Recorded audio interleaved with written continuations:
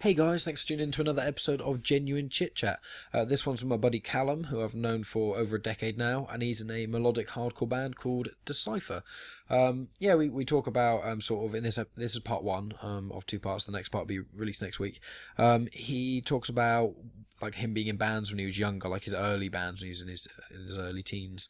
And also sort of the kind of musical influence, like what sort of music he got into when he was younger, and he talks about Decipher and stuff a bit, and then at the end of the episode we're talking about Suicide Squad a bit, because Callum's going on about how much he hates Jared Leto in as an actor, even though he loves 30 Seconds to Mars, and and then the next episode we continue the movie discussion for like another 15-20 minutes I think, and then after that it goes back into talking about Decipher and sort of more other things, but I say that in the intro to the other podcast.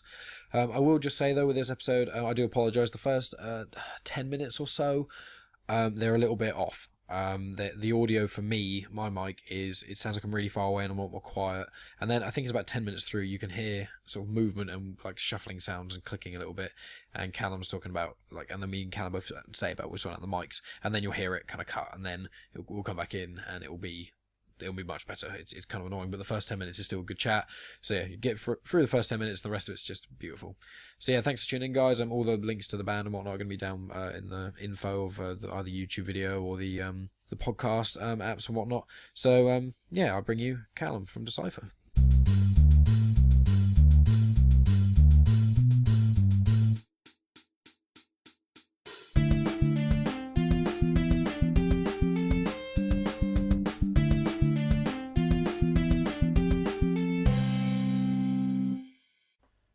Hey guys, welcome to another episode of Genuine Chit-Chat, where we have honest conversations with interesting people. Today's interesting person is Calum. Hello. Which, when I said that earlier to him, he was kind of a bit unsure about the term interesting. It was like, I still am. Yeah.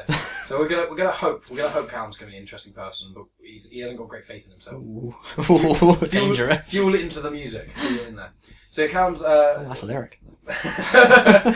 Cal's been a friend of mine for a similar sort of time as Reese has and that sort of thing, and he's the singer or vocalist rather of a hardcore band called Decipher, and he used to be the singer of a pop punk band called Who Needs Heroes. But Who Needs Heroes, they were like super kind of happy sounding, high pitched squeaking, yelping pop punk, which I actually really enjoyed, and a lot of people who listened to it really enjoyed it.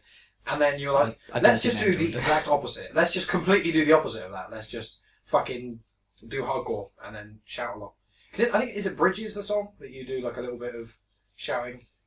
And there's two songs on that old EP actually. They've got like screamy bits in, I guess. But the whole idea of the band was completely different back then. I think that when you did that, it was that song where you go, oh, that's Shadows. I have no idea what you even just did. I don't know what part of Shadows that is. I did so quietly because I didn't want to do it loudly. It's when you go. You literally just. But I don't want to do it too loud in the microphone, because if I just actually shout or do unclean vocals, it's going to definitely. To me, all you did then was go ah. I have no idea what that is. That's what I hear when I listen to Shadows.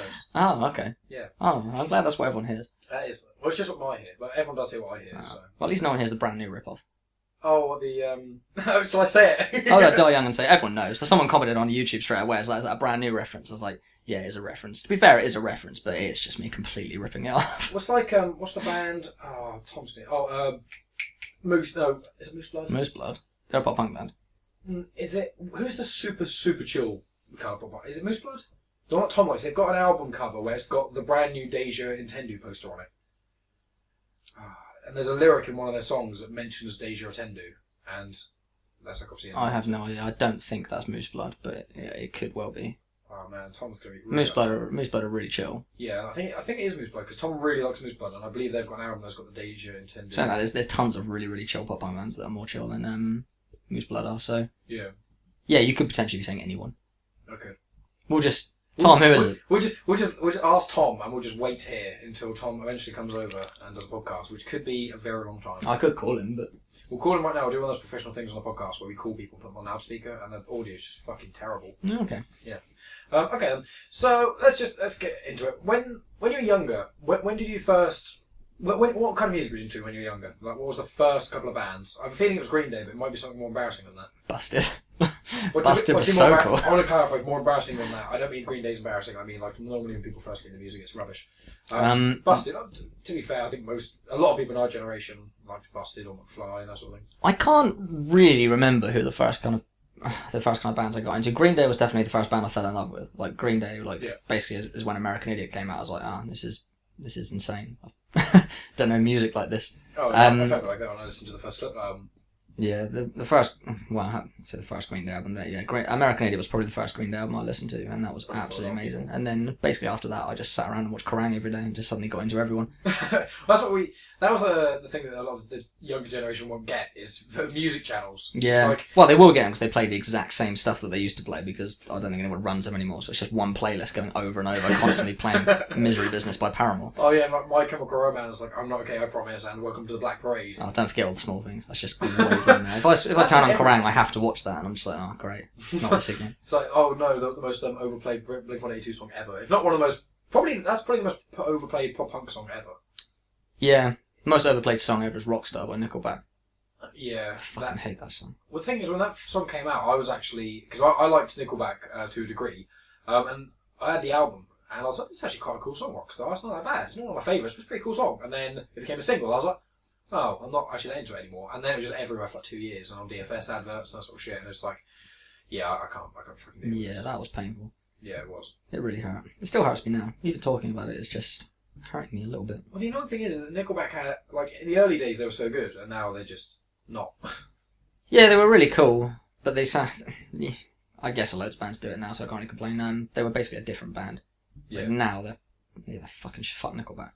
I don't even want to talk about Nickelback anymore. So fuck those guys. It's like, yeah. Do you see that thing where he was like, with Corey Taylor, the singer of Slipknot, he said something like, mocking Corey Taylor and said, he only started Stone Sour to copy us, or something like that, and it was just like, what? It's like he was in Stone Sour before he was in Slipknot, and also, why the fuck would he want to copy you? That is completely true, but I mean, they've both got like pretty inflated heads when it comes to that thing. I love Corey Taylor to pieces, but like I know Corey Taylor slags off like quite a few bands like that. Oh yeah, and they always end up in these fights. Corey Taylor usually wins. Well, it's because Corey Taylor's an incredibly articulate, intelligent man, and he is in arguably the biggest metal band there is at the moment. Who? Slipknot, obviously.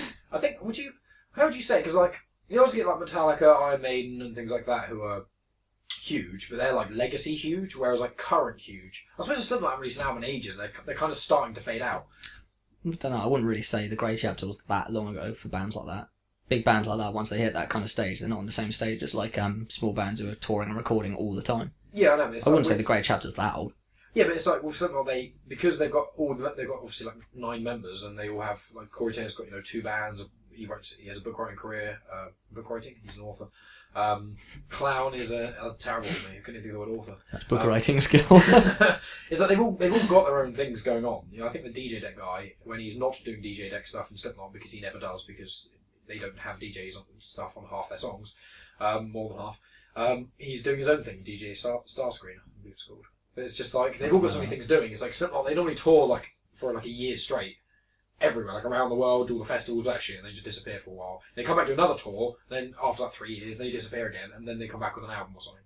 Yeah. It's just, I don't think anyone really want to do it that much anymore. I think anyone can be fucked. Well, I guess once you get to that stage, like they're world famous, so they always like I know they always post about how like dedicated all their fans are and stuff like that. They want to come and see them all. So I mean, touring the world, there's a lot of fucking places to go. Yeah, but you got to think they've been doing it now for 18 years. That's what I mean. Like there's. But Stone Sour have been doing it as well, though, so it's not like Corey Taylor especially, and Jim Root until they kicked him out of Stone Sour. Yeah, they love it. I'm sure they do love it, but as long as that goes on for, there's going to be a time where you're like, yeah, I can't do this concert anymore. They've all got families and stuff, I imagine.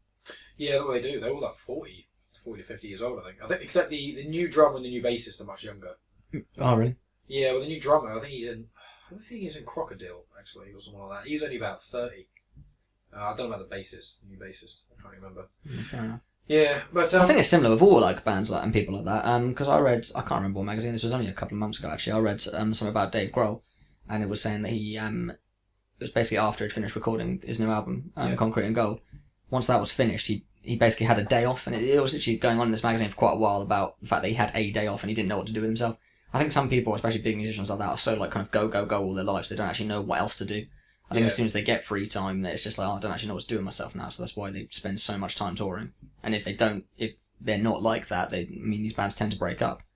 I can't think of any other really, really big bands, but I mean, My Chemical Romance come to mind. They all kind of just stopped. Well, the thing is that it's just, you have to, when you're someone like Dave Grohl or Corey Taylor, it's like me in a way where, like, I can't sit still in a way. You know, when I was off work for those 7 weeks, you know, obviously, like the podcast, music video, I was always doing shit because it's just like, if I'm doing nothing, I just feel so stagnant, and I'm just like, I need to fucking do something.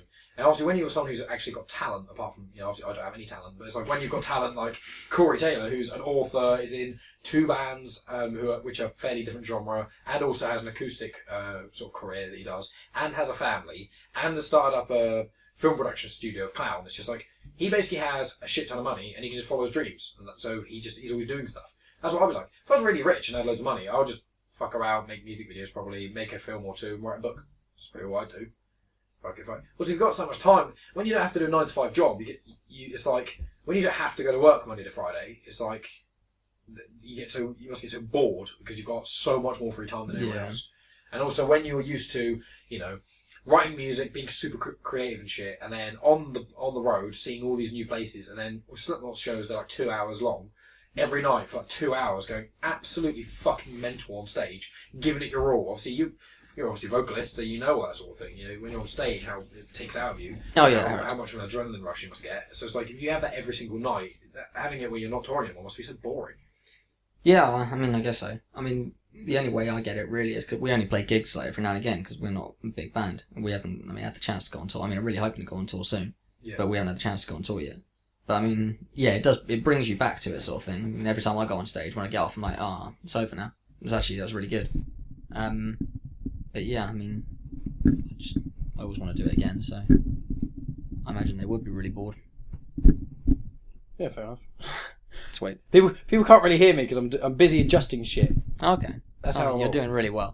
Well, I don't even know if people can hear me. I'm just trying to talk loud enough so they can actually vaguely hear. You're doing really well. That's nice and close to my face now. There you go. Is my mumbly voice coming through? Mumbly is my mumbly voice. Right, is my mumbly voice coming through loud enough now? I was trying to say mumbly. I was trying to say mumbly, and I don't think that's even a word either. Yeah, well, basically, unfortunately now, I think I've made it so much more loud now with your mic, because I'm super professional, and so now it sounds like, I think your mic is so much louder than mine is now, so... I will talk like this and see what happens. Right now, my voice may sound a bit different now, probably, I hope so, because the mic, for some reason, in the first part of the recording, only the first 5 minutes or whatever, was just shit, and I don't know, it wasn't picking up properly, but it seems to be picking up everything fine now, so... I hope everyone doesn't listen to the first 5 minutes and turn it off before you get to this point now. That'd get really upsetting, wouldn't it? That's going to be like... I mean, we have to tell everyone at the start now, by the way, if you want to skip 5 minutes through, like, the audio quality is way better. Yeah. Well, anyway... we're lying and it's not way better and everyone's just wondering what we're talking about. Maybe it's just getting worse, yeah. Yeah. Well, the first band you ever liked was probably Busted, but then the first band you ever fell in love with was, like, Green Day. Yeah, probably. I really liked Busted because, I think Chris, my older brother, got into music, like, before I did. I wasn't that interested in it when all that kind of stuff first came about. Yeah. I listened to music that my dad listened to sometimes, but I never really got into it. Yeah, I was a bit like that. I think it was when I don't know, when MP3 players like kind of started becoming a thing. I was like, oh, I want one of those, even though I didn't actually really listen to music. I was like, that's cool. I was like that because I got an iPod. My dad bought me an iPod because obviously my dad was really into music, and he was like, I was talking about CDs, and I had some CDs and stuff. And he's like, I'll get you an iPod, then you can put as much music on there as you want. And I was like, yes. And then I took it home. It was like I think it was like a 40 or 60 gigabyte one. Maybe it was only 20 gig actually. Maybe it was quite a small one. I can't really remember, but I remember getting it home. I put like 4 CDs on it, and I was like, oh, I don't have anything else. Yes, I don't like all I've got on it is a Queen CD that I don't actually ever listen to. It's just my dad's. I actually had a Queen CD. I had a Queen's Greatest Hits. There you go. Everyone's got a Queen CD. Queen's Greatest Hits. Well, no one's got a Queen CD. Everyone's got their dad's Queen CD. Yeah, that's true. And everyone only listens to 4 songs off of it. Well, I had the Queen CD, Coolio Gangsta's Paradise, I think the Akon album, a couple of Eminem albums, and like a Now 68 or something. That Akon album. Great. It's just the one with Lonely on it. Oh, shit, mate. I know it was. I wasn't even that into it. My mum heard me say that I kind of like the song Lonely a bit, and then I heard it a billion times. I couldn't stand it, but she bought me the album, and I was like, thanks, Mum, and I listened to it. I was like, it's not good. I don't like anything from Akon really, except Smack That with Eminem. That song's terrible, but I love it. Smack that, get on the floor. I'm not joining you in that shit song. How dare you? Well, okay then. So, how old were you when you got into like Green Day then? Oh, fucking hell. I wouldn't have a clue. When that album came out, which I think was either 2000 or 2001, if I remember correctly. Okay, that's some Green Day knowledge for you there. Yeah, but I might be wrong. So you were like somewhere between 8 and 10, I guess. Yeah, I was young. Yeah. definitely. Well, what I think I was in year 4 actually, because I have vague memories of being on the playground and someone talking to me about it. Okay. I don't know why I remember that over anything else, but I do vaguely remember that. So I think it must have been year 4. Yeah. Well, what, when did you did you start singing first, or doing guitar work first, or what sort of? No, I didn't. I didn't even think. Wait, did you do another instrument? Violin or something? Violin was the first instrument I ever played. Yeah. Homosexual. Here's how that in Decipher. Be like a hardcore. Be like the yellow card of the hardcore scene. Oh yeah. That was the coolest thing I ever did. Like when I was in school, and I was like, I could like start doing guitar lessons and like eventually be really good. Now I'm gonna play violin. Did you choose that then? Yeah, I chose it. See, I remember I wasn't even into music at that point even. Basically, I remember someone coming around the classes and saying like, you need to sign up for music lessons if you want music lessons, and that was an opportunity for me to get out of class. I was like, this is so cool. I'm going to start playing violin and get out of class, but then I realized you actually do have to go to the lessons and they teach you stuff, and they started teaching me how to read music and stuff, and I was sort of like, oh, this is a bit intense. And that was at the time when maths was just sort of like 10 times 4 and stuff like that, which, what is that? Oh, no, it's 40. Did you yes, I knew that was a joke. Okay. I never know. Not a good joke, obviously. I don't know with you sometimes. No, I saw it as an opportunity to get out of class, and I started learning violin. I didn't get really into it. I kind of got into it. I think I was learning an instrument with Ashley Davies, actually, funnily enough. I can't remember if he played violin as well, but he played something. And I was learning an instrument with him, and I just kind of got bored with it, put it down, and that was when I started listening to music, and I was like, I'm going to play guitar. Yeah. And then I started playing guitar, and I never actually got lessons for guitar, really. I had a couple in senior school when we had, because like me, Reese and all that lot took music for the last 2 years, and they basically just said you have to learn an instrument. But instead of actually us having lessons, me, Reese Willis and Ryan Sanford were actually a lot better than everyone else in our class without like blowing our trumpets. There's going to be people who are in your class now are going to be really upset about that. There was a couple of people who were good,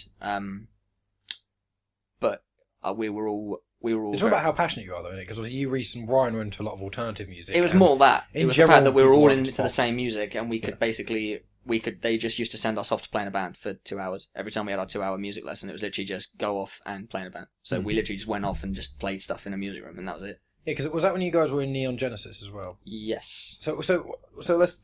What was the first band you're in? How old were you? First band I was in was with... I've been in a lot of bands, actually. You don't have to remember everyone's name. You don't have to remember. No, I do. The first band I was actually probably in... No, I was going to say, because a lot of people who are listening to this won't know who these people are, and I don't know if these people want you to say their entire long names. No, it's just the first person... George, who was in Who Needs Heroes with me. I was going to say George's name, yeah. And my brother, Chris. Yeah. I started a band with them, probably... I must have been 14. Was that the first band then? I think that was probably the first band I was in. What genre were you? Were you just doing covers or something? We basically just did covers. We never played a gig. We used to literally just go to band practice and like pretend we were really cool punk rockers and just like smash the place up and stuff like that. And we used to go out. We used to genuinely go mental. At this point, hardly any of us, like George. So this is with Chris, who's Jehovah's Witness, George, who's vegan, and you smashing the place up. George is vegetarian, not vegan. Oh man, he's going to be really upset about that. It's Stu who's vegan, isn't it? Stu is vegan. He's my current guitarist. Yes. Is Jason vegan as well now? Jason is also vegan. That's why. It's because... But in your band, does that... Well, obviously, George isn't in the band anymore, but... So at one point you had 2 vegans and a vegetarian in the band? Yeah. I'm surprised you didn't write any songs about that. I can't really write songs about my bandmates so blatantly as well. It was... Not about... No, I don't mean bad about them. I just mean, like, I'm surprised that... Ballad of a Vegan. No, so it's going to be pretty obvious. No, I don't mean like a bad thing about them. I mean like a thing about, because... I know that the first Decipher EP was about relationships and stuff, and we'll get into that. And then I think you said some of the newer stuff, a little bit of it is about religion, and there's a few other sort of subjects. I'm just surprised you didn't do anything about, like, because you're really a big fan of Straight from the Path, and you like Rage Against the Machine quite a bit, don't you? Yeah, I love Rage Against the Machine. I'm surprised you didn't do more political sort of stuff. Obviously, with 3 people in your band being vegetarian or vegan, I'm surprised they didn't influence that. I write about quite a lot, but I'm very... When it actually comes to releases, like when we've got an album planned already, but our next EP, I'm very themed when I write. I mean, I write all the vocals for all the songs, and when we don't really think about what the song is going to be about when we write it, because I mean we all have quite clashing music tastes in ways, but Stu has a way of just writing really, really like catchy, heavy riffs that come out of nowhere sort of thing. So sometimes a song, we'll write a riff and the song will just go really, really heavy. Yeah. And that way I'm just sort of like, it should be about this, and sometimes like a really epic kind of song will come out. Yeah. But either way, if we put a few songs aside and say this is going to be our EP, or this is going on an album, I like all the songs being linked, Themed themed in a way. Like, I mean, the first EP is all one theme. The second EP is less so one theme, but it's still based around the same idea. Okay. So, like, I've written songs about loads of things. I mean, I've written songs about religion, about a friend of mine who went through cancer. I've had like loads of kind of things going on, but a lot of it's kind of being saved. All right, that makes sense. Okay, so with you, what was the first band that you kind of performed? What was like your first gig? When was that? I think my first gig was with that band I mentioned a little while ago. I was with Just Chris and George. I took that band basically and went with one of Chris's old girlfriends who sang. She was called Rachel. She sang for us, and Bradley Turner was on drums. Okay. Yeah. And we played a gig on the Isle of Wight to almost no one. And we played a load of covers. I'm pretty sure that was the first gig I ever played. Yeah. Funnily enough. And was that when you were just a guitarist then? I was just a guitarist at that point. Yeah. So when did you become a vocalist? Like, I know, because if people don't know, for example, Who Needs Heroes was the punk band we mentioned earlier. That was you, George, who just mentioned, your brother Chris, and Reese, who's in the first podcast. He was the drummer, and you obviously pop punk band. And then you did Decipher, where Chris wasn't in the band anymore, and you got Stu in, and then Jason, and then George recently got married and stuff, so had a lot of other things going on, so he left the band recently. And then also Reese has had loads of other commitments and stuff, so he also left the band, and you got someone else in as well. But obviously a lot of people don't know that sort of thing, so I'll just give some sort of syntax. I keep saying syntax. I don't know if that's the right word. I'm going to have to look it up because I'm going to keep using it wrong, otherwise I sound like an idiot. Yeah, I don't know what syntax means. The thing is that if you use a decent... If you have a decent vocabulary and you use 100 words right, people don't think you're really smart. But if you use one word wrong, you're an idiot. And that's it. I'm going to have to look up syntax in a minute because I have a feel I've just used it. You're so clever. I'm not. So when did you start? Because with Who Needs Heroes, obviously you were the vocalist, but also you played guitar. And then for Decipher, you just do vocals. So what band did you start doing vocals for? Who Needs Heroes was the first time I ever actually did vocals live. Oh, really? Yeah, I did. Oh, wow. I did vocals like before that, but I didn't. I don't know. I always just thought I wasn't particularly good. I didn't think I was very good in Who Needs Heroes, to be honest. But I think it's just more rough. It was like it wasn't good. You had potential. It's just smoothing around the edges, sort of finding what your kind of calling is. You know, it's like Rob said. You know, my brother Rob, who's in numerous bands. He's obviously an amazing singer, but he said as you get older, you just in a way become better to a degree because you know what you can sing. You kind of it's experience of almost everything. yeah, I mean, I definitely feel like I've become better now. I'm always a bit like kind of self-deprecating anyway, and always just say like, oh, all shit, artists are, all stuff you like that. artists. But I mean, yeah, recently the last few shows we played and stuff like that, and the latest single we've released, I've heard a lot more about my vocal. People saying that, oh, you've got good and stuff like that. So I mean, that's good to hear. Yeah. I just want to say, most of my friends still say I can't sing, but I mean, hey. Hopefully that's just bound to. I think you can. So it's like you did the cover of the Nothing But Thieves song, Amsterdam, and obviously he's a very, very good vocalist. And when you played it you played it live, you could hit a lot of the high notes, and you did the song justice. You know. So I say, yeah, I'm using syntax wrong. Syntax is the arrangement of words and phrases to create well-formed sentences in language. Ah. I think I'm thinking of caveats. Oh, okay, sentence arrangement. Yeah, syntax. Ah. The structures of statements in a computer language as well. Yeah, I've been using syntax. Yeah, the set of rules for analysis. Yeah, branch linguistics deals with syntax. Yeah, I'm doing it terribly. Yeah, it's starting to sound like a Rick and Morty script now. Oh, they just go off. I just don't know what you're saying. It's just sort of like, yeah, okay. Human music. I like it. That episode is so good. Now it's time for human music. Yeah, boo. Yeah, boo. Oh man, I like this. Human music. I like it. Human music. Anyway, I love Rick and Morty. But so you were. I'm an idiot because I used the word syntax in the wrong context. But so for Who Needs Heroes, obviously I know, but tell people how Who Needs Heroes actually came about because it's quite funny. Who Needs Heroes was basically George called me one day and just said, because George was in another band called The Story Told, who were actually really, really, really good, but I don't think they did an awful lot kind of thing. They didn't release that much. I don't actually know how they split up, so I won't go into that. He called me one day and said they had a party arranged and they needed bands to play. So can you help me? And we'll just do a load of covers sort of thing. And I was like, oh yeah, okay. I'll get Chris as well, who played bass, my brother. Yeah. And I just said to him, I know a drummer as well who'll probably be up for it. So That was Reese. yeah, I called Reese that day, and just said, you up for it? And he was. So yeah, we just decided to do it. We learned a load of really shitty covers. I know 1985 by Bowling for Soup was one of them. You like Bowling for Soup though? I love it, but it's a shit. I love it, but it's a shit cover to play in it. I mean, that's like getting up on stage and playing American Idiot these days. It's like, oh no, it's tragic. Just stop.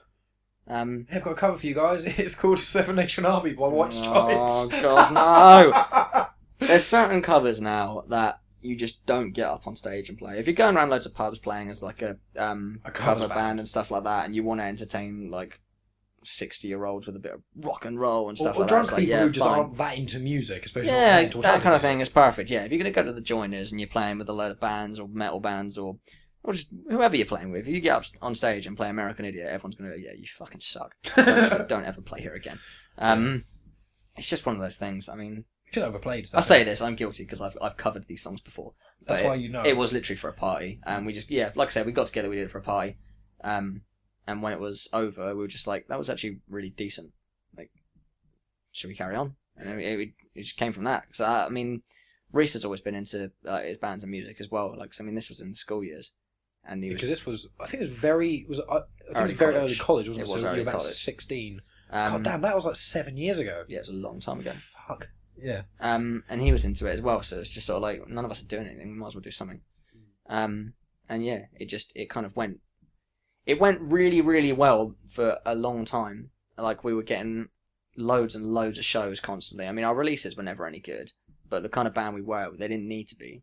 There was always all these bands A lot of energy touring. on stage and stuff. I mean, we had bands like The Bottom Line and people like that, and Kids Can't Fly. And all these bands were always touring and stuff like that, and there was tons of other pop punk bands and punk bands. We kind of had the opportunity to play with everyone. We also became known as the band that constantly play with hardcore bands for some reason. And now it's the opposite way around. Now, Yeah, I know. Now you're the hardcore band that always plays with light bands. Yeah, I know. It's stupid. I think people just hate me. But when we were in the pop punk band, it was cool because a lot of the hardcore bands and stuff like that, a lot of the people we played in front of just kind of had respect for it. Because we kind of just went up on stage and thought, fuck this. And we just went absolutely crazy. You were heavier live than you were studio. Yeah, and we just played pop punk fast and just like dived about, and everyone was like, oh, they're kind of cool, I like this. Yeah, they got good energy. Yeah, it just went really well. And then for some reason, I don't know how long this was, I reckon it was probably after a year, maybe a year and a bit or something like that. I can't really remember how long we were together for. But it just skyrocketed down. Everything was just like, everything became a chore. We just weren't doing anything now. We weren't getting any shows. We were never getting any recognition for anything that we did. It literally just fell apart. Just literally just like that. And it was kind of disappointing at the time, but when we stopped, it was a little bit like, I'm kind of relieved. Yeah. It got to the point where I wasn't particularly enjoying what we were writing. I mean, it was okay, but I wanted to do other stuff. Chris was in the band at this point, and I think he was kind of like getting a bit fed up with it and drifting away from it. Yeah. It just felt like no one's heart was in it anymore. So, I mean, me, Reese, and George kind of quickly discussed doing something else straight after. Yeah. We were sort of like, we want to do something. We don't know what to do. And then we met Stu on a website. Joined our band. Huh? I said Grindr. Grindr, yeah. Yeah, we met Stu on this website. We want to meet up to fuck, and it just turned into a band. Yeah, it was up to fuck, and it just turned out he was really good with his hands, and I was like, man, you should be a guitarist. And he was like, I am. I was like, whoa! That's how he described himself, as I'm great with my fingers.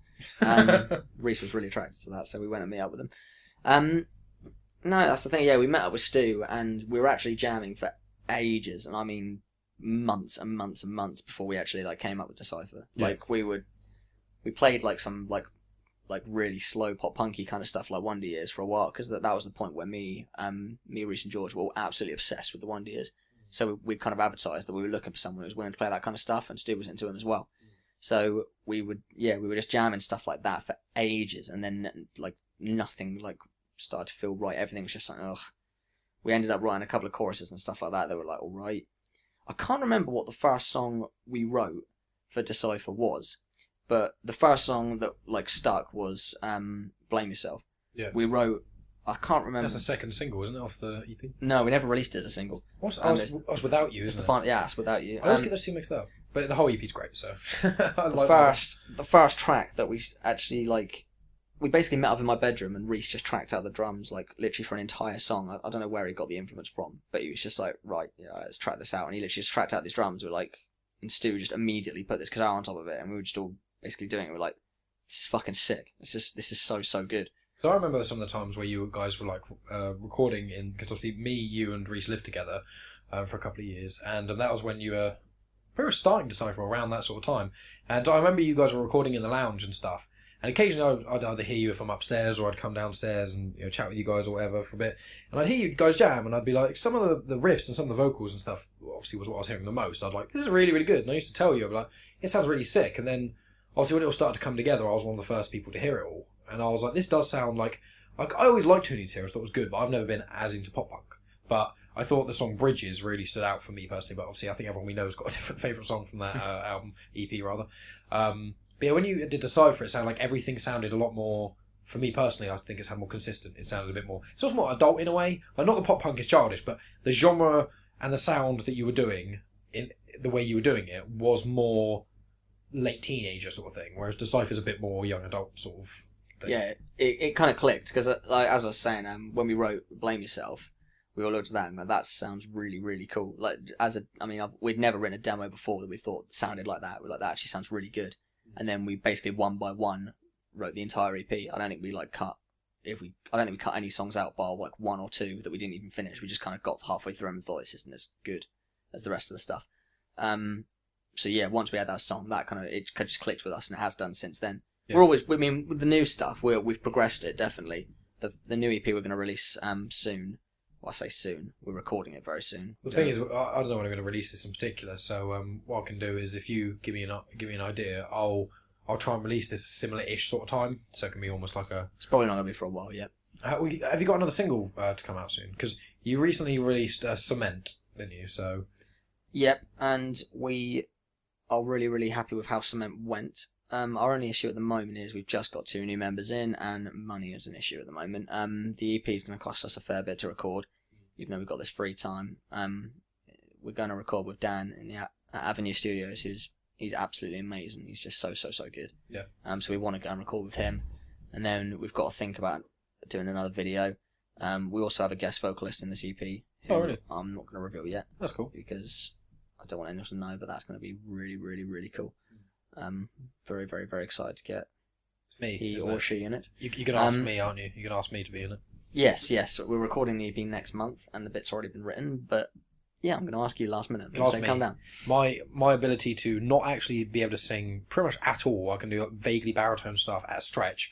My unclean vocals are pretty atrocious most of the time, and I can rap like a white boy. So it's like, nah, I don't think we need your sound in this EP. Don't need my sound bits in it.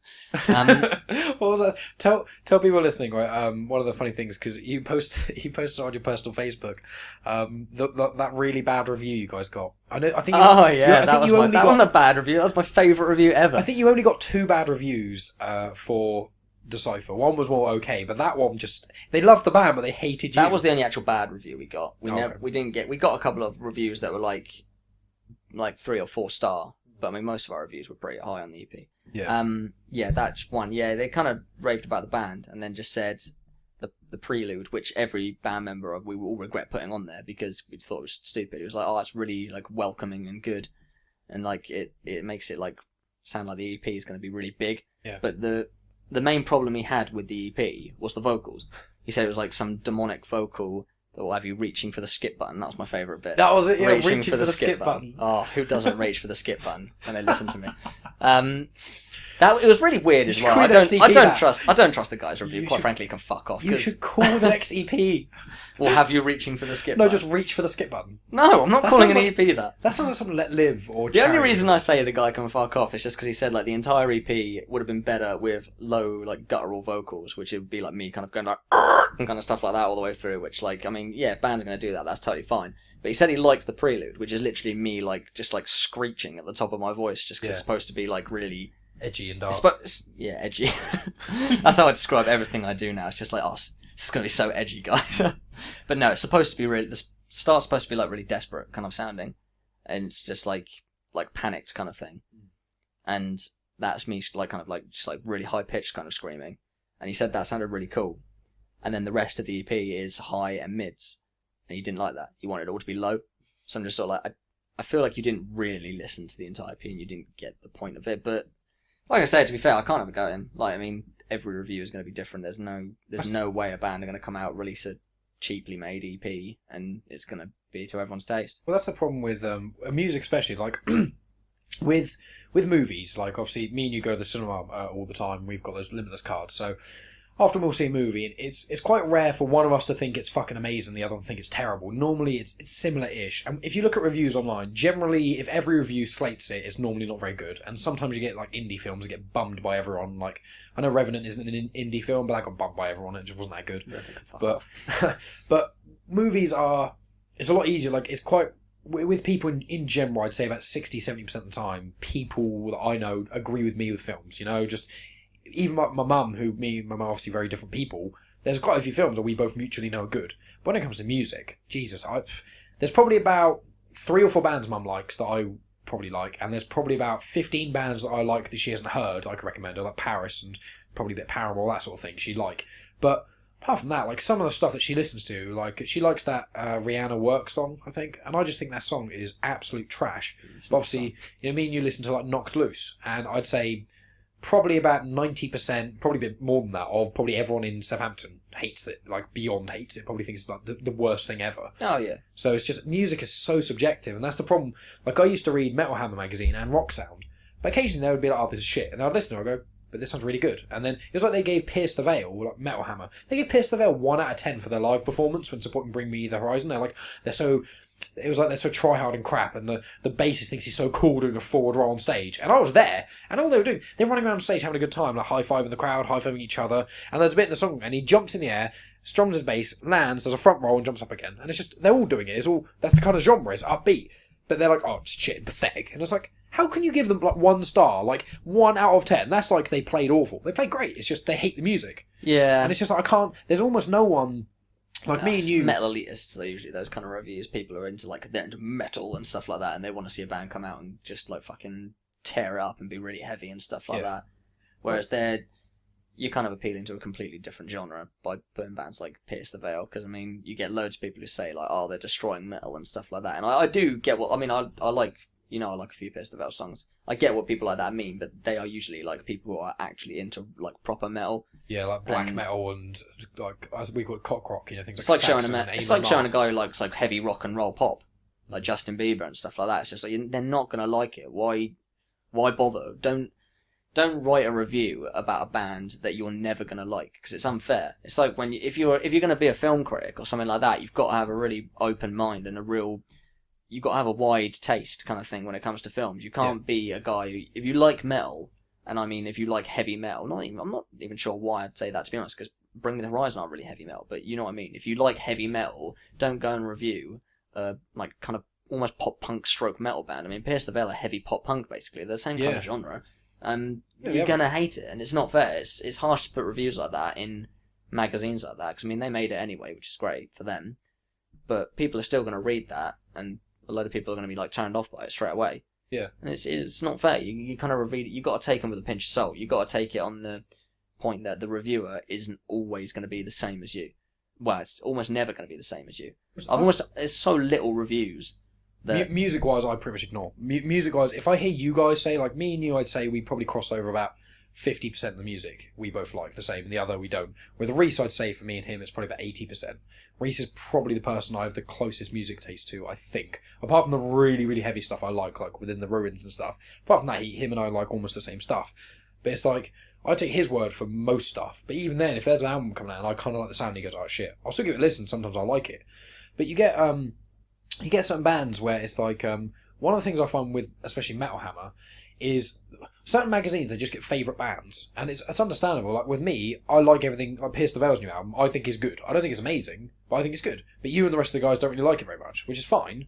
But obviously I really like Pierce the Veil, so maybe that's an issue. And it's like, trying to give objective reviews to something that's so subjective is just impossible. And with Metal Hammer, I just found they would say like everything that any of like the black metal bands would release, they just bum it. And it's just like, to me, I really, really, really don't like black metal, you know. And they'd also bum Amon Amarth, and then if Iron Maiden released an album, it's always like 8 or 9 out of 10. And it's like, I haven't necessarily got anything against Iron Maiden. I just think every single Iron Maiden song sounds almost exactly the same to me. And it's like, but that's, some people who really like Iron Maiden will be like, what the fuck? How can you even say that? You're just not Iron Maiden, they're the best band ever, or whatever. And it's fine to think that, but it's like, you can't have a magazine, well, you can, kind of, but it's so hard to gauge, you know? No, especially where you've got like the difference in time as well. I mean, Iron Maiden, I'm sure, like back when they first started, that probably would have been the shit back then. I mean, that kind of thing would have been amazing.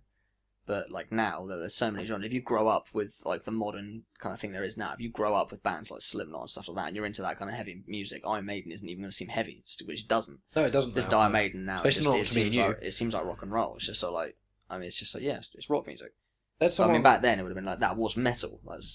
Yeah, well, it's just kind of like it's almost like desensitized, isn't it, with heaviness? Because like with movies, for example, if my mum saw some 15s that I've seen, you know, Certificate 15, and they're like some of the horror films maybe that have got a bit of gore in, just, you know, she'd be like, oh, that's so gory and horrendous, blah, blah, blah. And then with me, I see things like Hostel, and I'm like, that's pretty bad. It's like it has to be really specific things to me because I'm so desensitized. You know, I was playing Predator Concrete Jungle when I was younger, and that's like, you know, you execute people by skinning them, and it's just like, violence and gore doesn't bother me as long as it's not like, you know, fingernails being ripped off or teeth being smashed or anything to do with eyes. I'm pretty fine to most of it, except that Game of Thrones scene. Oh yeah, we don't talk about that scene. I won't talk about it just in case someone for some reason hasn't seen that. But there's a death scene in Game of Thrones where someone gets their eyes crushed into their head. No, cut this out. And we don't talk about that scene. That was the only. I think that's the only thing I've ever seen on TV or movies which legit actually, like, I could see that when I closed my eyes for about 3 days. And it really fucked me. The first night I went to bed, I just kept thinking about it, and it's so awful. It is pretty fucking horrible, that bit. I do remember watching it. That was the episode I watched. I was really drunk as well. I was doing this is when I was doing night shifts at first. At first bus, I used to be an electrician. Electrician for buses. Oh yeah, fuck yeah. Fuel the hatred into your music. Oh yeah, fuel the hatred. I like it as well. Yeah, nice pun. Yeah. Oh god. Yeah, I came home one day from a night shift. I used to finish my shift at 8 a.m. in the morning because that's a really sensible time to finish a shift. There's going to be loads of like students who work stupid hours and moan now, aren't they? Say, like, how dare you say it's bad to finish at 8 a.m. I work like 17.5-hour shifts every day, and it's like, okay, great, I'm sorry. But no, I worked till 8 a.m. and then I came home and it was so sunny. I was just awake. I was just like, oh, I'm just going to get really drunk and watch Game of Thrones and catch up with it. That's brilliant. That's what I used to do. So yeah, well, not watch Game of Thrones every time. I used to get drunk a lot. I still do. I just want to say, but everyone obviously you can't see me. He's got a can of Foster's right now. I'm drinking water. You got Foster's. There's nothing wrong with. Well, it kind of tastes like piss water, but it's good. Yeah, you got canned Foster's. That's like Eurofizz bullshit. It's like Foster's draft is okay, and then Carlsberg in a can is shit. But Carlsberg Export's good. Mate, when it's $3.50 for 4, you take what you can get. Thing is, I get that's pretty good because what I've been drinking recently is Copperberg ciders. It's not usually $3.50 for 4. That was just an offer on at Tesco. Oh, okay. Yeah. Oh man. Oh well. Why have we're talking about beer. We're talking Game of Thrones. No one's gonna find beer interesting. I don't know. There's a lot of people like struggling artists. But I had a Heineken the other day. That was good. You had a Heineken. I enjoy a Heineken. Me and Justin were talking about how we're gonna have to at some point soon just get all the crazy flavoured pale ales that you can get that all say that they taste completely different to each other when they don't really. Just drink Brewdog. Brewdog. Yeah, Brewdog. You're gonna try and get sponsored by Brewdog. That's a good idea. Just beg them, just cry. Go to the distillery or the. Is it brewery? Is it with ale? Is it brewery? I haven't got the slightest idea. You drink enough beer, you should bloody know. I just drink it from the can and hope for the best. Yeah. So hope you wake up the next morning. Nah, not necessarily. Depends on the day. Every now and again, I wake up and it's just like, oh, for fuck's sake, again? Like, Woken up again? It's like, what? I can't even die right. I can't even die by sleep I just properly. want to go to sleep and die. I just want to go to sleep and just not wake up for a while. Oh, dear. Anyway, well, let's get back on to Decipher. So, Get written a doctor's note for depression now. that sounds like a pop punk album. Or pop punk song, at least. Oh yeah, we wanted to name our EP. I used to be okay, but now I'm not for so long, just because we thought it was the best pop punk name ever. But I used to be okay, but now I'm not. Yeah, I used to be okay, but now I'm not. If the pop punk band doesn't listen to this now and come up on that name, then actually no, I want copyright on that. I'm saying that now. That name is mine. If anyone steals it, I'm gonna kill you. Well, how about if they just become really big, they have to take Decipher on tour? Nah, because they're pop punk and we're better than them. So yeah, we've evolved. Yeah, we're better than them. To be honest though, most of the people who kind of are really into like, pop punky stuff is like they did. hardcore basically took the spot where pop punk was, which is quite funny. I think you get a lot of these festivals that slam dunk that literally basically just cater to like melodic hardcore, and like the post-hardcore kind of thing. Like all those three genres are kind of so close to each other that they all fit on stages together. And pop punk. Like they all come from punk though, don't they? That's the thing. It's just they just blend together so well. You get the people who are like solely into like the metal-y ones, like hardcore and post-hardcore, and you get people who are like solely into pop punk. I think there's less of them, to be honest. I think most people who are into pop punk, especially everyone I know, they're usually into a lot more. Yeah. But everyone just likes everyone now. Like, I mean, that kind of genre, as long as it's just fast, aggressive music, usually about something you can relate to. It's usually about like girls or religion or like so anything you can relate to, and you listen to it, it's like, oh fuck yeah, those lyrics are so cool, and the beat is like fast, and I want to punch someone now. It's so cool. When you see it live, it's got so much energy to it. You know, Yeah. really. The problem is there's quite a few bands I like that are a bit more slow and chill. There's the band Gotta Girl, with the singer is Mary Elizabeth Winstead, who's in Scott Pilgrim vs. the World as the girlfriend who keeps changing her hair colour, and she's amazing, and live I imagine they'd be quite enjoyable, but it's just, I think I saw a post on Facebook that said something like, what do people do at Adele concerts? Just stand there and cry? Because it's like an hour and a half where Adele is pretty great. I'm not the biggest fan of Adele, but I really do appreciate her in music, and it's just like, I don't know what the fuck I do. Like, it's a different kettle of fish, isn't it? There's fast-paced stuff that you jump to. I get jumping music and club music, you're bouncing, then heavy music, you know, you kind of all, you're pushing each other a little bit, or you're still jumping, that sort of thing. I get all that, but just like, when it's super chill, like when it's like acoustic music, if it's in a field, I get it, because I can just kind of sit down and chill. It's just sing-along. It literally, all it is just sing-along. I mean, you get more poppy artists, there's a bit more like jumping and stuff like that, I guess. But, yeah, that kind of stuff is literally just sing-along. But you're appealing to a different audience. There will be some young people there, but I mean, it's a completely different thing. You're not really going to find many like 50, 60-year-olds at a Story So Far concert, are you? Like pointing their fingers at the stage and going crazy. I do remember there was the guy though, the old dude at that Cancer Bats show in Slam Dunk. Oh yeah, but loads of there's like, like older people are like, into like that's like kind it's of like 1 in 25 sort of people there, or like 1 in 25 people places like Download and Slam. Download, there's tons of them. Download, I'd say it's almost all 50-50 kind of thing between young people. There are so many of the older generation. When I went there, I thought it was about 1 in 10. Yeah, there are so many. Like, Wow. so many. There's loads of families that download and stuff as well. Oh yeah, I've seen quite a few families and stuff. Yeah. That's one of the things I really enjoy about it, actually. You just go there and it's like, oh wow, when I'm 50, I can still like this kind of stuff. But that's the thing, is just like, you know, a lot of people who don't like a lot of more heavy music and alternative stuff, like, you're only going to like that while you're young and angsty. It's like, no, the thing is with me, because I get it, like, I think at my work at the moment, I work in a place with like 30-something people. I'm pretty damn certain not a single one of them likes anything heavy in any way, shape or form, you know?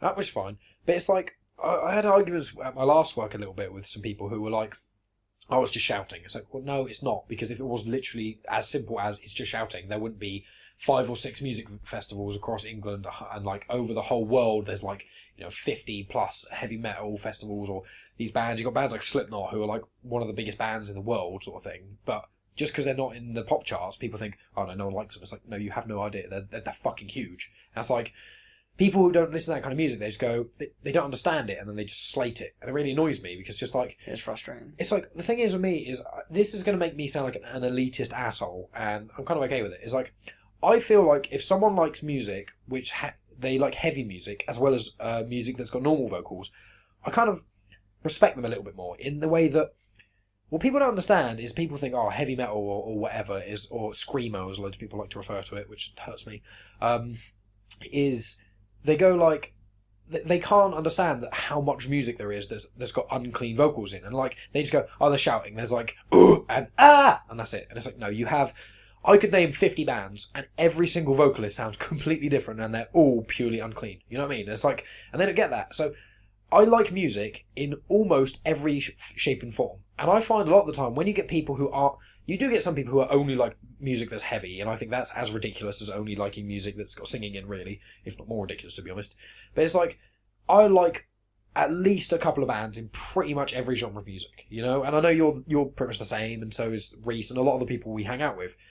You just like so much variety, because once you get into something heavy and you kind of go against the curve a little bit, then you kind of look in other places for new music, and it's not just, let's listen to the top 40 on the charts and just hope something in there's that I like. It's like, no, you kind of go out, you find your own thing. Oh, you like Green Day? Oh, well, there's this, you know, you go, how many times have you been at a party and it's been like, oh, you like this band? Oh, well, have you ever heard this band? No. And then you listen to them, you're like, holy fuck, these guys are great. And then, you know, the amount of times that you or me or Reese or whoever, we all recommend each other bands and stuff, just like, quite a lot of the time, if it was when pop punk was a big thing, it'd be like, I just hear a pop punk band, and whether or not you like it, I'd just be like, oh, there's this pop punk band you guys may like, just send it your way, because we all appreciate music so much. Even if you listen to something you're not that into, listening to something new can be exciting.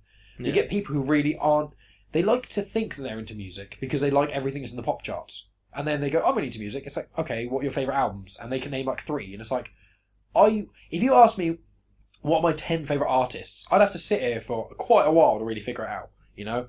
It would take me a long time. It's like, I go through genres, like some people go, oh yeah, I can understand where you have like a different song for a different mood, but it's with me, it's like, and a lot of people like us who like lots of different music, it's like, there'll just be 2 weeks where I'll purely listen to just hardcore, and then there'll be another 2 weeks where I just listen to like another genre. And throughout the year, I listen to hundreds and hundreds of different bands, each of which have got loads of different albums and often different genres within that. Bring Me the Horizon's a good example of that, where you know, I know you aren't a fan of their early stuff, but you know, I really like Suicide Season. I really like There Is a Hell. Actually, no, I love Suicide Season. I really like There Is a Hell. I love Sempiternal, and then their newest album I don't like very much. But those 4, There Is a Hell's kind of in between Sempiternal and Suicide Season, but they're more or less 4 different genres. And that's just one band. It's just crazy how you get like bands like Slipknot, and they're the example I always use when people say about metal music, oh, it's just all shouting. I was like, okay, here's an album. Here's Psychosocial, Sulphur, Dead Memories, and Snuff. And they're like 4 completely different songs. It's almost like varying in genre. And I'm like, this is the same band. This is the same album. What they don't understand is, when you have unclean vocals in music, that means you can have as many clean vocals and soft parts as you like, but also you can go really, really heavy with it. Doesn't mean you have to, but you can swap between them. Yeah. So it's so much variety, and how many bands like Let Live are probably one of the best examples of just so much experimental. There's so much experimentation rather. Where they can just do anything. They can literally, because they're the people who like them and the genre of the band has unclean vocals in it. They can experiment and come up with these sounds and this music that's unlike anything else. You can have a song where in it it's like slowly like half whisper rapping sort of thing and like a little bit of like jazzy sort of noise in the background, and then just cuts, and then the drums like go and he's like going fucking metal like and it's just like all go crazy shit, and then it suddenly stops and then like a calm guitar tune and then him singing really harmoniously, and it's just like all this in like a 3-minute song. It's like, what the fuck? You don't get that in a lot of pop music. That kind of stuff. Well, I say that's you've had certain bands do that kind of stuff for a while, but that kind of whole chaotic like stuff has come about quite a lot recently in the last few years. These bands, they've come out with these like really, really weird, chaotic metal genres, and it's like Chariot, really cool. Things, isn't it? Chariot have been going for a long time though, and they don't really mix much. I mean, they've got their like certain bits, but I mean, like I said the other day, they've got a song of Hayley Williams in that I had absolutely no idea existed. I listened to it. I didn't think it was that good. Yeah, it wasn't that good, but I think that's when messy. I think that's an old Chariot album. Yeah, and, that was Hayley Williams was young in that as well. Yeah. There's tons of songs she's actually been in. Like speaking of Hayley Williams, that I didn't know existed. But I'm not going to comment on that. Yeah, the whole kind of chaotic metal thing like that Let Live are doing and stuff like that. Tons of bands are doing now, and they're doing it really, really, really cleverly. But like, no, Chariot bands like that, they're all like just really old, heavy, kind of chaotic. It's almost chaotic constantly. It's like I call it uncontrolled chaos, and it's just and it because of it, I know that is literally just chaos. Why I call it uncontrolled chaos is beyond me. But I use controlled chaos a lot for music. I use that for bands like Let Live. I think it's really, really, really cleverly done. Everything's really controlled. It's almost like Let Live is like the Heath Ledger's Joker of it, you know, where it's kind of like, you know, it's crazy and it's off, but it's calm in a way. Like Let Live isn't necessarily calm music, but it's kind of like it's calculated. Yeah, exactly. I agree with you there. It's like one of the beauties. It's one of those. I want to get your opinion on it, especially because you're obviously been in a couple of bands and you're struggling in the scene in a way. But it's like things like Spotify. They're really like it's like Catch 22, where it's like you get things like Spotify, and there's so many people who can't really afford to buy an 8 to 15 quid album every couple of weeks or whatever. Especially when you're like into as much music as we're into. The amount of money I'd have to spend if I bought every single album full price when it came out, I would literally not have money to feed myself. And it's like, I really want to support these bands, but a band released an album, and it's like, I don't know if this album's going to be good or not. But with Spotify, you can just download it immediately for essentially free. It's not as great for the band, but then the amount of bands that I've gone into from, you know, listening to them purely on YouTube or Spotify or any other streaming service, and, you know, not directly paying them for their music. Even you go on Bandcamp, and a lot of them you can listen to the whole EP or album for free or choose how much you pay them and stuff. And it's like, a lot of the time, there'll be bands like Hellions, where I heard 1 or 2 songs of theirs, and I was a bit like, don't know. I'm not really sure. I heard it on like a Metal Hammer CD or something, or Rock Sound CD, and I was a bit unsure, and I was like, I don't know.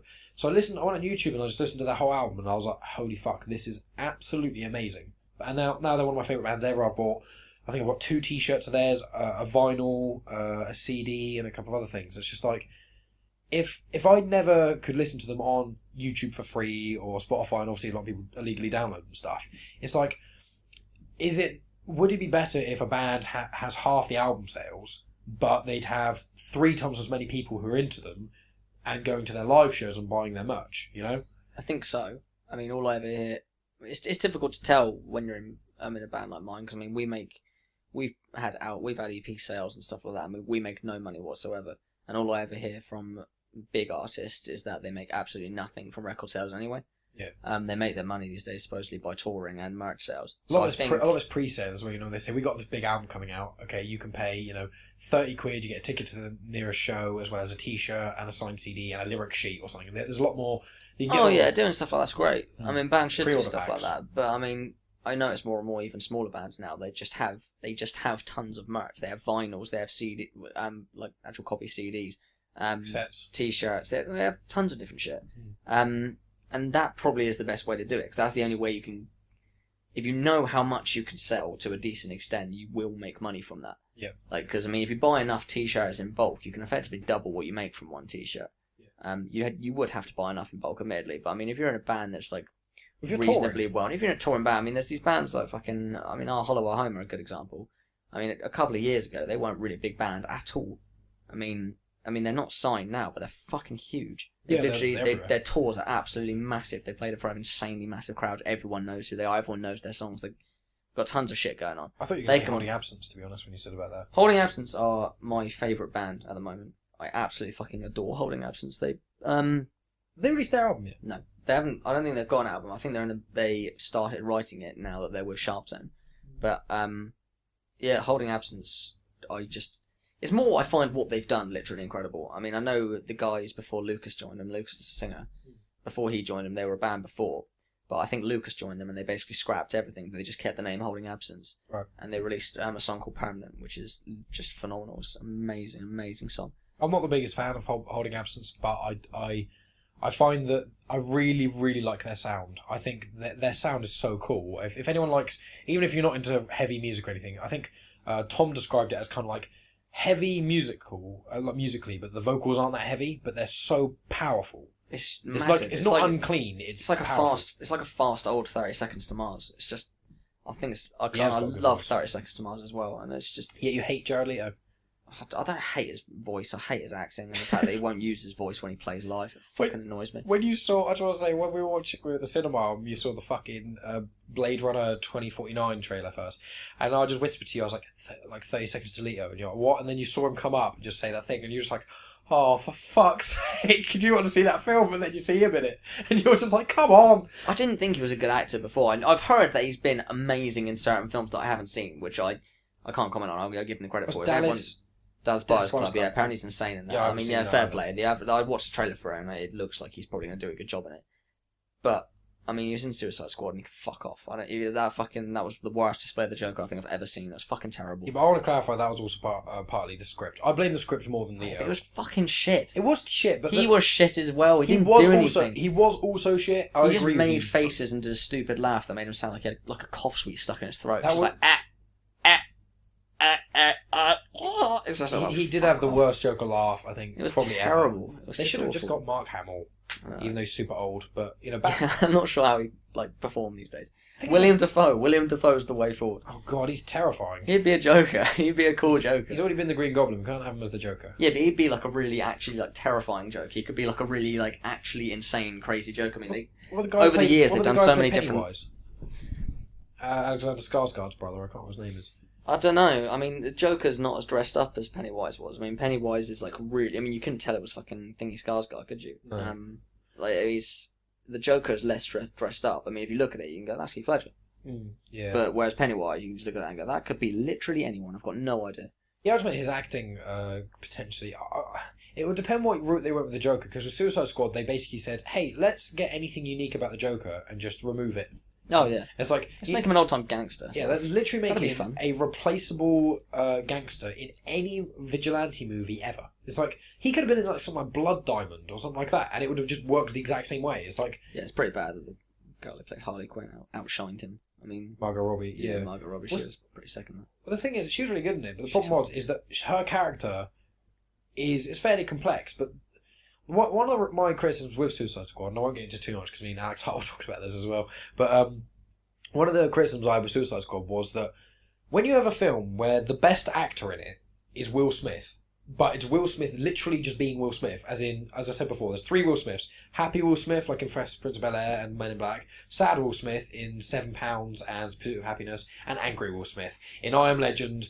Angry, cool, super Will Smith. And in Suicide Squad. And it's like, when your best character and the most deep and interesting character is Will Smith just being Will Smith again, when you're meant to you're meant to have the Joker, Harley Quinn, whoever the fuck Boomerang was, that guy who could climb who then died immediately. It's a good way to describe it for anyone who hasn't seen it. There's a guy in it who can climb who died. It's like, okay. That was how he can climb anything. And I was Basically anyone. Could be like Bran in the first episode of Game of Thrones. he said he can climb anything, and I was like, I've been into rock climbing, and it's like he couldn't climb anything with nothing. He had this gun that like a grapple hook. I was like, I can do that. I have upward body strength. If I shoot a rope at the top of a building, I can climb up it. That's not some ability to climb anything. That's having a gun that allows you to do it. That's a grappling hook. It's in like you go back and like old Battlefield games, things like that, or some of the Call of Duty games. You have these items. It's not whoa. You can climb up a grappling hook. You see any like film with secret agents, they all do it. It's like what's his power? But then you get Diablo. He was really cool, but he was like barely in it. And his character got ruined. It's just like, why is your most interesting character is Will Smith being Will Smith, who's Will Smith in another 10 movies. In I, Robot and I'm Legend, he's the exact same as he is in Deadshot. That's probably the reason that film didn't get like very high reviews. I mean, like I said when I saw it, I didn't think it was as bad as everyone was saying it was. I mean, I thought it was watchable. I thought it was alright. I thought it was fairly enjoyable. Yeah, it was just very, very flawed. Yeah, it was just I can see why the standard for superhero films now is high because I mean, there's such a mix of really, really, really incredible films and such fucking shit ones. Like Jesus Christ, Batman vs Superman is so fucking shit. Oh god, I I feel feel so bad. There's such a weird standard. I mean, there's so few films that are like, yeah, that was okay. They're either really shit or really good. I mean, there's a couple that are like alright, but I mean, there's not many. What's your opinion on Suicide Squad? Fucking hell, we just sorted that. Justice League. Do you think the new one's gonna be any good? And that's the end of part 1. So yeah, thanks for tuning in, guys. I always appreciate it. Yes, I'll put some links in the description of, wherever I upload them, to YouTube and Acast and that sort of thing. I'll put links into to Decipher's Facebook pages and things like that, and from there, you can find their YouTube channels and the music videos they've got out at the time and that sort of thing. I mean, even if you're not hugely into that kind of music, I'd really recommend just checking it out, just to kind of widen your horizons just a little bit. Even if you don't like it, it's still kind of something new that you know of in a sense. Yes, part 2 will be out next week. And yeah, it just continues on, as I said at the start. It just continues on, talking about movies and stuff. I think we talk about Justice League for the first few minutes. The next one, then we kind of get back into talking about music, and I think we get a bit more into the lyrical content and stuff like that, and some of the things to do with their newer stuff and what it's all influenced by. So it's a really interesting one. It's a lot about Calum leaving a religion when he was younger with his parents and stuff. If that was mentioned in this episode, I am very sorry. I did listen to this episode, the part 2 of this episode. I did listen to them like skipping through them and stuff to get a general idea of them, because I recorded them since recording what I'm recording right now. It was recorded a week or so ago.